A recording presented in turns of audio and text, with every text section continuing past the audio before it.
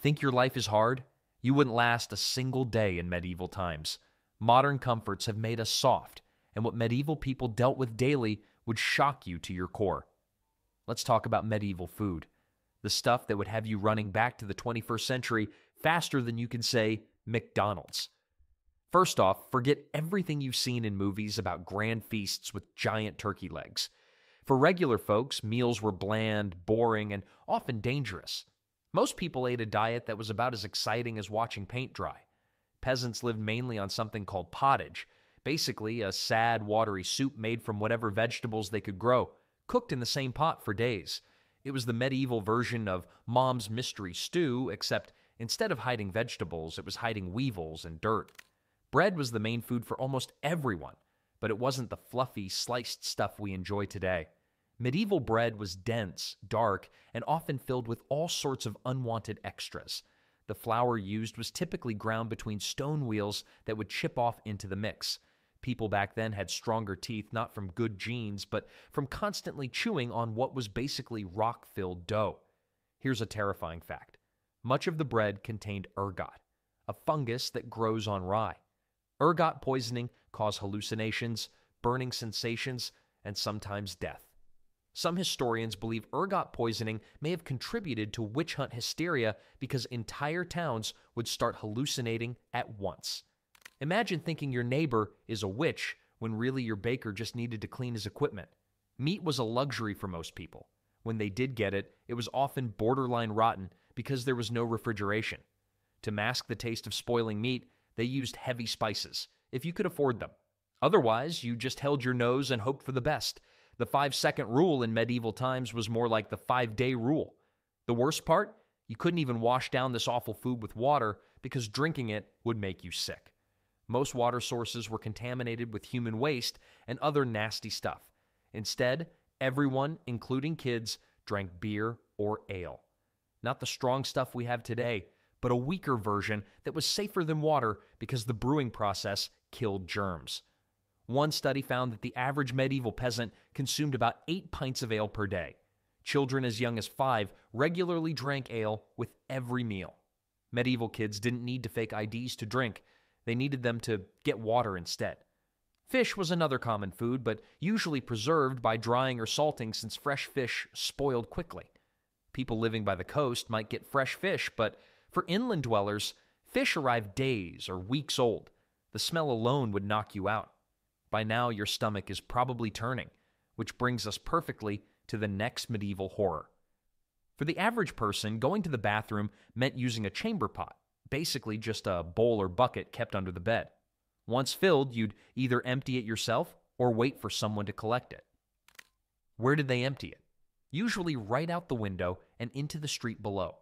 The medieval version of look out below wasn't about falling objects, but falling feces. The common practice in towns was to simply shout, "Gardy-loo!"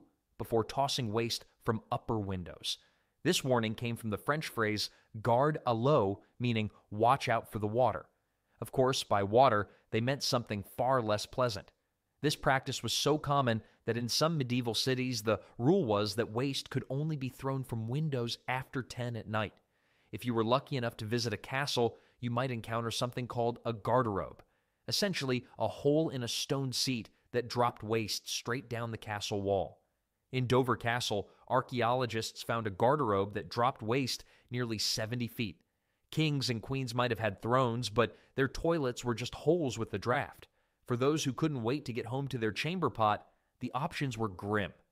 Public areas often had designated spots where people would relieve themselves, creating what we'd now call open sewers. In London, there were places called common privies built over rivers, but these were few and far between. The job of collecting and disposing of human waste fell to workers with the unfortunate title of gong farmers. These brave souls would collect waste from cesspits and take it outside the city walls. They could only work at night, and the smell clung to them so badly they weren't allowed in public gathering places. Despite the awful conditions, gong farmers were actually paid quite well, about 4 times what an ordinary laborer made. The smell of medieval cities was legendary. The River Thames in London was so polluted with waste that it was described as a monster of stink. Toilet paper? Forget about it. People used whatever was available: leaves, moss, their left hand, or if they were wealthy, pieces of wool or hemp. The Romans had actually used sponges on sticks that they would rinse in vinegar or salt water, but that knowledge was mostly lost by medieval times. After spending a day drinking ale to avoid waterborne illness and then finding nowhere decent to relieve yourself, you'd be ready to head back to the 21st century. But the bathroom situation was just one of many brutal realities that made medieval life a daily test of survival. Forget those romantic notions of being a valiant knight or a fair maiden in a castle. In medieval times, most people worked back-breaking jobs from sunrise to sunset with barely enough pay to survive. Most people were peasant farmers who worked the land owned by nobles. Their daily routine: wake up at dawn, work until dusk, collapse into bed, repeat until death. A typical farmer plowed fields using wooden tools pulled by oxen, planted seeds by hand, and harvested crops with basic sickles. During harvest season, peasants worked 16-hour days in the baking sun. Records from medieval England show that a typical farm worker would burn over 4,000 calories daily just from physical labor. Medieval farmers didn't need gym memberships. They just needed to survive Tuesday. For those not farming, trades and crafts offered alternative careers, though these came with their own hardships. Blacksmiths spent their days in smoke-filled forges, breathing in toxic fumes and risking burns and eye injuries. Tanners, who turned animal hides into leather, worked with urine and toxic chemicals that turned their skin yellow and gave them horrible smells that followed them everywhere. Want to become a skilled tradesperson?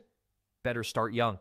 Apprenticeships typically began at age 7, when children would be sent to live with a master craftsman. These young apprentices worked 6 or 7 days a week for up to 14 years before they could become journeymen. Medieval career counselors had a pretty simple job selection flowchart. Can you lift heavy things? If yes, farmer. If no, early death. Some jobs were designed specifically for the poor and desperate. Link boys were children who carried torches to light the way for wealthy people at night. Pure finders collected dog feces to sell to tanners. The pay for most jobs would barely cover basic survival. A day laborer in medieval England might earn 1 or 2 pennies per day, just enough to buy about 2 loaves of bread. Getting paid minimum wage wasn't a concept. The concept was minimum you need so you don't die before finishing your work. With such physically demanding work and poor nutrition, your body would wear out quickly. Disease was everywhere. Medicine was practically non-existent, and what passed for healthcare would today be considered torture. Medieval WebMD had just one diagnosis for everything: you're probably going to die. A simple cold or flu that we treat with rest and over-the-counter medicine could be a death sentence. Without understanding of germs or infection, medieval people believed illness came from bad air or an imbalance of the 4 bodily humors: blood, phlegm, yellow bile, and black bile. Got a fever? Time for bloodletting. This involved cutting open a vein and draining blood into a bowl. Medieval doctors had one solution for everything. You've got too much blood. Let me fix that for you. Leeches were another popular treatment. These blood-sucking parasites were applied to the skin to draw out bad blood. One medical text recommended using 70 leeches at once for certain conditions. The mortality rate from disease was staggering. About 30% of children died before age 5, and the average life expectancy was between 30 and 40 years. The bubonic plague killed roughly 50% of Europe's population in the mid-14th century. Dental problems were particularly awful. With no proper toothbrushes or understanding of dental hygiene, tooth decay was common. Medieval dentists didn't need appointments. They just waited until someone was screaming loud enough to be heard through town. Even the medicines that were available were often deadly. Mercury was prescribed for everything from skin conditions to syphilis. Their prescription drugs didn't need warning labels about side effects. The side effect was always, might kill you faster than the disease. The worst part? Many diseases spread because of poor understanding of hygiene. Their idea of hand sanitizer was wiping their palms on their already filthy clothes, which is like trying to clean a muddy shoe with a dirty sock. Even if you somehow survived all these medieval medical treatments, your troubles were far from over. Life in the Middle Ages found plenty of other ways to make each day a challenge. Justice in medieval times wasn't just blind. It was downright cruel, unfair, and often completely random. The legal system operated on principles that would make modern lawyers scream in horror. First off, laws varied wildly from one town to the next. What was perfectly legal in one village could get you thrown in a dungeon just 5 miles away. There were no standardized legal codes, and most common people had no idea what was actually against the law until they were accused of breaking it. Medieval Miranda rights consisted of, you have the right to be punished. You have the right to beg for mercy. Good luck with that. The punishment rarely fit the crime. Minor offenses like stealing food when you were starving could result in having a hand chopped off. In medieval England, over 200 different crimes carried the death penalty, including cutting down a tree in the king's forest or stealing property worth more than 12 pence. Trials were nothing like our modern court system. If you were accused of a crime, proving your innocence often involved trial by ordeal. One common method was making the accused carry a red-hot iron bar for 9 feet. If your burns healed cleanly within 3 days, you were innocent.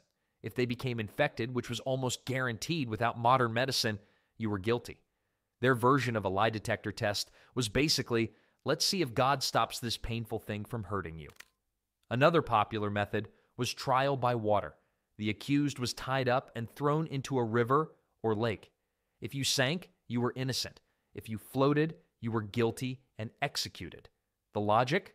Water, being pure, would reject the guilty. This created a literal no-win situation for the accused. For those found guilty, execution methods were designed to be as public and terrifying as possible. Hanging was actually one of the more merciful methods. Drawing and quartering, where the condemned was dragged through streets by horses, hanged until nearly dead, disemboweled while still alive, beheaded, and then cut into 4 pieces, was reserved for the worst crimes like treason. Public executions were community events, often drawing huge crowds who brought food and drinks as if attending a festival. Medieval entertainment options were limited. You could watch someone being executed or stay home and stare at your wall. Most people chose the execution. Nobles rarely faced the same justice system as commoners. If a noble was accused of a crime, they could often demand trial by combat and hire a professional fighter to represent them. Rich criminals could also pay blood money to victims' families to avoid punishment. Meanwhile, poor people accused of crimes had virtually no defense options. What about jails? Medieval prisons weren't meant for long-term punishment. They were holding cells until your actual punishment could be carried out. These dungeons were dark, overcrowded pits where prisoners were often chained to walls or floors. No food was provided by the state. Prisoners relied on family members to bring meals, or they simply starved. Torture was a standard part of the legal process, used not just for punishment, but to extract confessions. Devices like the rack, which stretched limbs until joints dislocated, the Iron Maiden, or a coffin-like container lined with spikes, and thumb screws which crushed fingers were used to get confessions, true or false. Most people confessed to anything just to end the torture, which usually led to execution anyway. The medieval justice system's motto might as well have been, confess or suffer, then suffer anyway. Public humiliation was a common punishment for minor offenses. Being locked in the stocks meant sitting in a public square with your head and hands trapped between wooden boards while townspeople threw rotten food, mud, and worse at you. The ducking stool was used mainly for women accused of gossiping or arguing with their husbands. They would be strapped to a chair and repeatedly dunked underwater. Medieval law enforcement was equally primitive. There were no professional police. Towns hired night watchmen who were often elderly men considered too old for regular work. Their main duty was to raise the alarm if they spotted a crime or fire. Medieval cops didn't read you your rights. They just shouted, "Stop, thief," and hoped someone in the crowd would stick out a leg to trip you. Even if you were innocent, simply being accused of a crime could ruin your life. The concept of innocent until proven guilty didn't exist. Once accused, you were basically presumed guilty, and the burden was on you to somehow prove otherwise through these horrific ordeals or trials. If the legal system didn't kill you, perhaps you'd survive long enough to experience another medieval terror. Medieval warfare was nothing like what you see in movies. Forget glorious battles with shining knights charging across open fields. Real medieval combat was chaotic, brutal, and almost certainly fatal for the average person. Wars happened constantly. During the 100 Years' War between England and France, fighting dragged on from 1337 to 1453. That's 116 years of on and off conflict. The average medieval person would experience multiple wars during their lifetime, unlike today where many people live their entire lives without seeing combat firsthand. Let's talk about armor. Only the wealthiest knights could afford full-plate armor, which cost roughly the equivalent of a modern sports car. A complete set of plate armor represented about 2 to 3 years' worth of income for a skilled craftsman. Most soldiers wore padded cloth garments called gambesons, perhaps with a few metal plates sewn on if they were lucky. Knights in shining armor were the medieval version of people with expensive sports cars, rare, showing off, and probably compensating for something. What about weapons? Swords were expensive and primarily used by knights and nobility. Common soldiers used spears, axes, or agricultural tools modified for fighting. The most feared medieval weapon was actually the longbow, which could pierce most armor at close range. English longbowmen trained from childhood, developing deformed skeletons from the physical stress of drawing 200-pound bows thousands of times. Medieval battles were incredibly lethal. At the Battle of Towton in 1461, roughly 28,000 men died in a single day, about 1% of England's entire male population. Many froze to death in the snowstorm that accompanied the battle before they ever saw combat. Battle wounds were almost always fatal due to infection, even if they weren't immediately life-threatening. For peasants, the worst part of war wasn't even the battles. It was what armies did between fights. Medieval armies lived off the land, meaning they took whatever food and supplies they needed from local villages. This often involved burning crops, killing livestock, and destroying homes. Soldiers from both sides would ransack communities, leaving civilians to starve. The medieval version of "support our troops" meant "please don't take all our food and burn our houses." Sieges were particularly horrific. When an army surrounded a castle or walled town, those trapped inside faced slow starvation. During the Siege of Paris in 885 to 886, inhabitants resorted to eating rats, cats, and eventually each other. Sieges could last months or even years. The Siege of Candia, or modern Heraklion, during the 1600s lasted 21 years, the longest siege in history. Disease killed far more soldiers than actual fighting.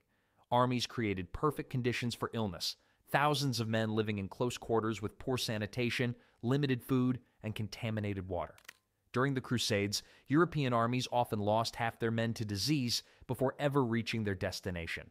Medieval army medics had two treatments: rub some dirt on it for minor wounds and prepare to meet your maker for everything else. Civilians caught in war zones faced terrible choices. Fleeing meant abandoning homes and possessions, possibly facing starvation on the road. Staying meant risking violence from passing armies. Women and children weren't spared.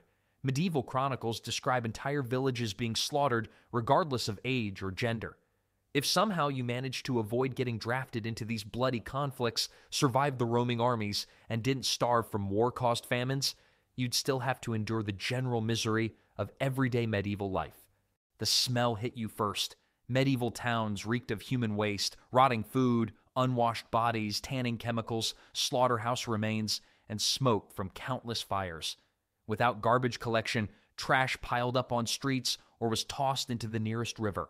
Butchers dumped animal entrails and blood right outside their shops. The smell was so overwhelming that people carried small pouches of herbs called pomanders to hold under their noses. The medieval version of air freshener was slightly less terrible smelling stuff to mask the horrible smelling stuff. Personal hygiene was practically non-existent. Most people bathed only a few times a year, usually in spring and at the end of summer. Many believed that bathing opened the pores and allowed disease to enter the body. During winter months, people might go 4 to 5 months without washing. Head lice were so common that special combs for removing them were standard grooming tools. Medieval dating profiles would have included only moderate lice infestation as a major selling point. Clothing was uncomfortable, rarely washed, and worn until it fell apart. Undergarments were made of rough linen that irritated the skin. Outer garments were heavy wool that itches constantly. Both rich and poor typically owned only 2 or 3 sets of clothes total. Shoes were made of thin leather with flat soles that provided no protection from the elements. The language barrier would be nearly insurmountable. Middle English from the 1400s sounds almost like a foreign language to modern English speakers. Common phrases like "Whyet is thin nama" or "What is your name?" would be incomprehensible. You'd struggle to understand others, and they'd think you were speaking gibberish. Privacy didn't exist. Most households consisted of one room where everyone ate, worked, and slept together. Beds were shared by multiple family members, and sometimes travelers would share beds with strangers at inns. Even wealthy homes had servants present at all times, including during private moments. Entertainment options were limited and often violent. Public executions drew large crowds and were treated as festivals. Animal baiting, where dogs would attack chained bears or bulls, was popular. Less violent options included watching traveling performers or listening to bards tell stories, but these were infrequent treats. The social hierarchy was rigid and unforgiving.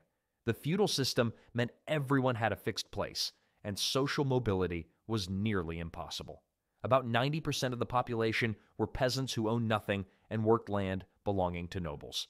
Moving up in the station or changing occupations rarely happened. Knowledge was limited, and superstition filled the gaps. Most people believed in witches, demons, and magical creatures. Medical problems were attributed to evil spirits, bad air, or astrological influences. A solar eclipse could send an entire town into panic, believing the world was ending. Medieval fact-checking consisted of asking the oldest person in the village if they'd heard the same thing before. Communication was slow and unreliable. News traveled at the speed of a walking messenger or horseback rider. Information from 50 miles away might take days to arrive, and news from other countries could take months, if it arrived at all. By this point in our journey through medieval horrors, you'd be desperately searching for a way back to your comfortable modern life with its antibiotics, indoor plumbing, human rights, and deodorant. The past may seem romantic in books and movies, but the reality of medieval life was a daily struggle that few of us modern humans could endure even for a day.